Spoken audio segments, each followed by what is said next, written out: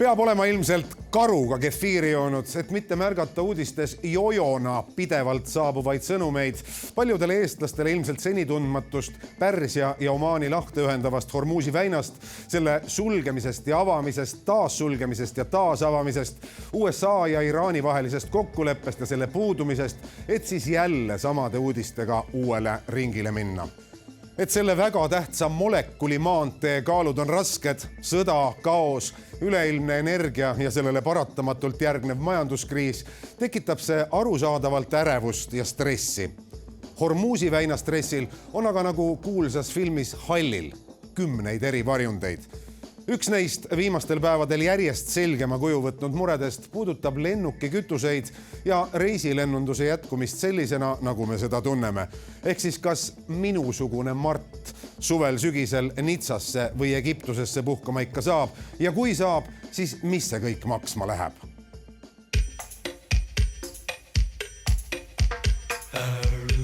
Millise hinnaga ja kas üldse on suvel-sügisel võimalik puhkuse või tööreisid ette võtta? See sõltub mitmetest faktoritest. Sama, et Air Baltic on teatanud mõningast lendude vähendamist, Finnair on natukene vähendanud, SAS on natukene vähendanud meie piirkonnas. Ehk siis, mida vähem on lende, seda rohkem on nõudlust nendele järelenud kohtadele. Ega lendamine lõppe, selleks on maailm liiga seotud ja lennuvõimalused tähtsad. Küll aga võib kindel olla, et lennukikütuse tarneraskused ja kasvav hind jõuavad lõpuks välja reisija pileti hinda. Eeldus on, et see aasta Tallinnas ühe suuna ehk kulu võiks olla kuskil seal 30–50 eurot inimese kohta juures. Ehk siis keskmise reisijana me räägime ühe edasi-tagasi lennu puhul kuni 100 eurosest kallinemisest võrreldes eelmise aastaga. Aga mis saab kauglendudest? Kas iga eestlase unistuste maale, kuumniiskesse, vürtside, pehmeks läinud draakonivilja ja ookeani järele kirbelt lõhnavasse Taisse 1000 euroga siis enam ei saagi? Suure tõenäosusega on Taiga kaks elementi. Lennutrajektoor on pikem seoses sellega, et ilmselt Iraani õhuruum jääb endiselt suletuks, on võimalik lennata kas sealt kitsukesest läbi üle Aserbaidžaani ja Gruusia või siis lennata alt ringi. Mõlemal juhul lennuaeg pikenevad ja see lennuaeg pluss siis kallinev kütus ilmselgelt kajastub ka piletites. See vähendab meie puhkusesihtpunktide arvu, ehk siis tänasel hetkel väga kedagi ei soovita minna Dubaisse puhkama, Abu Dhabisse, isegi kogu nii-öelda Lähis-Ida piirkond, et me liigume pigem Kanaaridele endasi, ehk siis see valiku pool ning teine on ilmselgelt hind. Ehk siis kui kütuse hind põhimõtteliselt kahekordistub 4 päevaga, siis paraku lennufirmad küsivad selle lõpptarbija käest kätte. Lennukikütuste kallinemine paneb murelikult kulmu kortsutama ka Eesti ühe tuntuma lennunduse propageerija Toomas Uibo, kelle lennuväljal oma lennumasina juurest tabame. Mis see kütuse komponent selles lennutunnist on? Kuskil veerand kuni 1/3. Et ta kindlasti on üks kõige olulisemaid kulusid, mis paneb siis selle lõpliku lennutunni hinna nagu paika. Ja see liitri hind läheb siis? Kuskil 2,5, võib-olla juba 3 euro kanti liiter ta võib tulla. Ja kütust kulub palju, nagu vanasõnas, mida suurem mees, seda suurem isu. Air Balticu kasutatav Airbus A220-300 joob kuskil 2200 liitrit tunnis. Näiteks Tallinn-Barcelona 4 tundi kestvaks lennuks kulub seda 8800 liitrit. Ja et kütuse hinna olulisus selge oleks, lennupileti hinnast moodustab kütuse hind 25–30%. Selle täiendava kulu püüavad lennuettevõtted, kus vähegi võimalik reisijale veeretada. Nii ongi inimesteni juba jõudnud osade operaatorite tuju rikkuvad järelarved lisandunud kütusekulu kompenseerimiseks. Tõsi, regulaarlende see ei puuduta. Pakettreisidel on nii-öelda reisikorraldajal õigus küsida täiendavat lisatasu kütuse eest ja seda nad ka täna rakendavad. Ehk siis eelkõige pakettreiside puhul tasub tähele panna oma lepingu tingimusi, seal on sees, et kütuse kallinedes on neil õigus küsida täiendavalt raha. Lennufirmade puhul seda õigust ei ole. Väikelennuki piloodina on Toomas harjunud suurt pilti nägema. See kehtib ka Iraani sõja majandusmõjude kohta. Vaatad sa selles mõttes hirmuga ka juba algavale hooajale vastu, mis puudutab lennukikütuste, lennukipetrooleumi kriisi, vähest kättesaadavust, tõusvaid hindu? No mitte ainult lendajana, vaid ka nii-öelda autojuhina samamoodi, et eks see mõjutab kõiki valdkondi. Lennunduses räägitakse juba seda, et mitte ainult ei tõuse lennukikütuse hind, vaid sellest võib ka puudus tulla, et kõik oleneb sellest, kuidas siis nii-öelda see Hormuzi väinablokaad, kuna ta lõpeb ja kas lõpeb ja nii edasi, et olukord on väga ärev. Probleemi ulatuse väljaselgitamiseks siirdus täistund Eesti ühte moodsamasse ja suuremasse aktsiaselts terminali pealinna lähedal paiknevasse kütuseterminali, kus nii 30 miljoni liitri muude vedelkütuste hulgas paikneb ka üksjagu eksklusiivset lennukikütust. Asja palusime selgitada valdkonna eksperdil, mehel, kelle soontes viimased 20 aastat on ilmselt vere asemel naftamolekulid voolanud. Mis lennukikütust tavakütusest eristab? Miks ta nii nagu eksklusiivne on? Lennukipetrool on väga spetsiifiline kütus. Ta kuulub destillaatide gruppi, nii nagu diislikütus. Ta on hästi heade külma omadustega. Ta on väga kvaliteetne kütus. Näiteks NATO kasutab ainult kõikides oma masinates ka lennukipetrooli, et oleks ühe kütuse nii-öelda lahendus. Diislikütusel meil on suvine kütus, meil on talvine kütus. Lennukipetroolil on ainult ühte marki kütus ja ta peab alati olema külmakindel. Et kütuse küsi, mis tingimused sul seal õhus on.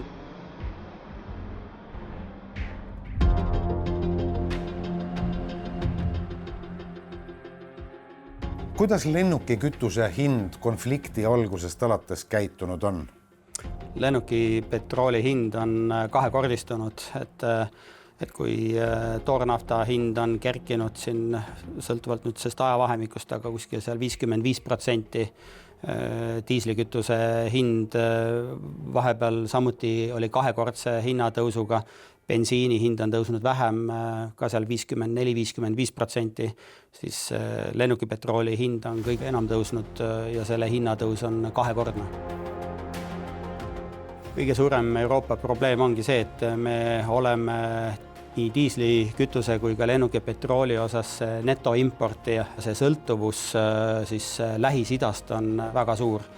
Diislikütuse osas 42% sellest impordist tuli Lähis-Idast, lennukipetrooli korral 62% tuli Lähis-Idast ja kõige suurem probleem on alles avaldumas, sest viimased laevad Lähis-Idast, mis pandi teele ennem sõja puhkemist ehk et veebruari lõpus, need on juba kohale jõudnud ja kogu märtsikuu jooksul, kui nüüd sõda on kestnud, ei ole sealt laevu ja täiendavaid kütusevoogusid enam Euroopa suunas liikunud, mis tähendab seda, et see toru on tühi. Seega aprillikuu ja maikuu on see hetk, kui tõsisemad mured alles Euroopas kätte jõuavad. Kui kaua ühel tankeril võtab aega teekond, ütleme sealt ülevalt Pärsia lahest, kus ta praegu ootab Euroopasse ideaalsetes oludes, eeldusel, et väinad on lahti ja saab liigelda? Laevad, mis pandi ennem sõda veebruari lõpus teele ja eelmisel nädalal siis alles need laevad jõudsid, see on ikkagi 1,5 kuuline teekond Lähis-Idast Euroopasse. Ekspert on veendunud, isegi kui sõjategevus peaks kohe lõppema, ei tähenda see olukorra kiiret paranemist, sest ulatuslikke kahjustusi on saanud kütusesektori infrastruktuur. Tootmine, rafineerimine, hoidlad, laadimine, logistika. See kõik on tekitanud tohutu lõhe kütuse nõudluse ja pakkumise vahel. Täna makstakse täiendavat hinda, et saada neid vabu koguseid, mis turult võtta annab, sest turg on näljas ja nõudlus on suur, ehk et meil on 2 erinevat hinda ja käärid on nii suured, et futuuri hind $100 barrelist, aga reaalselt täna ja kohe tarnitava toornafta hind Põhjameres $150 barrelist. Need on väga-väga suured käärid. Siin on hirmufaktor, kütust on turul puudu, Aasiasse lähevad need kogused, ehk et Euroopa täna ikkagi konkureerib Aasiaga ja Aasia, kus on reaalne kütusepuudus, on valmis selle kauba eest maksma oluliselt kõrgemat hinda. Kahjuks ma pean ütlema, et kui kütuse puudujääk päriselt Euroopasse kohale jõuab, siis alles halvad stsenaariumid hakkavad sellest arenema ja me võime näha väga palju kõrgemaid hindu kui see, mida me siin vahepeal nägime. Lennundusekspert Sven Kukemelki hinnangul võib Hormuzi väina kriisi jätkumine juba eeloleval sügisel halvendada ka lennuühendusi Eesti ja muu maailma vahel. Kütust meil on piisavalt, aga see kütuse hind on kõrge ja nüüd ongi see, et kas me oleme Eestis piisavalt jõukad, et seda kinni maksta, sest eestlased on teadupärast olnud väga hinnatundlik klient. Ma arvan, et me ei näe katastroofilisi muudatusi, aga see talv saab olema kindlasti väljakutsuvam ja ma arvan, et sel talvel me näeme 10-20% istekohtade langust.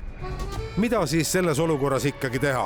Kas ma sügisel Prantsusmaale sugulasele külla sõiduks lennupileti peaksin julgema täna ära osta? Absoluutselt. Kui sa ostad pileti ära, sa paned tänase hetkeseisuga oma hinnalukku, sul on kindlus olemas. Kui midagi juhtub selle lennufirmaga, siis ta tühistab selle lennu, siis Euroopa Liidu õigused on tegelikult väga head. Nad kaitsevad siin selles osas, et lennufirma peab sulle pakkuma alternatiivi või maksma raha tagasi. Vedelkütused jõuavad paljus Eestisse Leedus asuvast Mažeikiu rafineerimistehasest, mis kuulub Poola kütusegigandile Orlen. Alan Vahti kinnitusel tagavad poolakate mitmekesised tarnekanalid meile Eestis, et kütusepuudust järgmise poolaasta jooksul tekkida ei tohiks. Mažeikiul on mitmekesine tarneahel, nad ostavad toornaftat Põhjamerest nii Inglismaalt kui ka Norrast.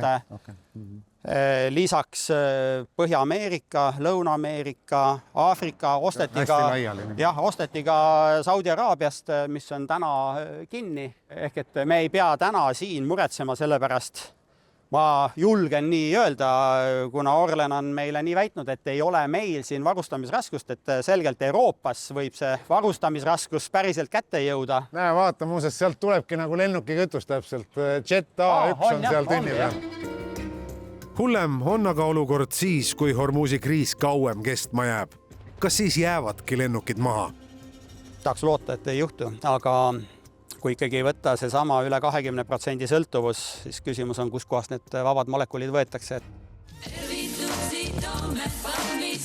Kas need viimaste aastate jooksul tavapäraseks saanud suvised 4-50 eurosed uhkuselennud kusagile Lõuna-Euroopasse tunduvad olevat nüüd mõneks aastaks ajalugu?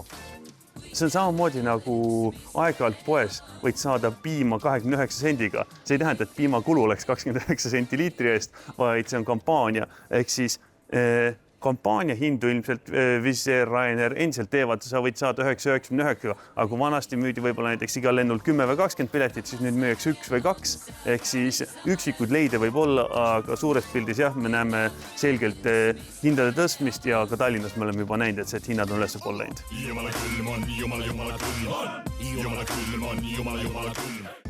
Tahaks loota, et president Trump leiab viisi ajatolladega kokkuleppimiseks. Nii rahuneb maailm ning koos sellega ei jää ka lennukid maha, sest eks stardirajalt kevad südames soovime me kaugeid paiku avastama ju kõik minna.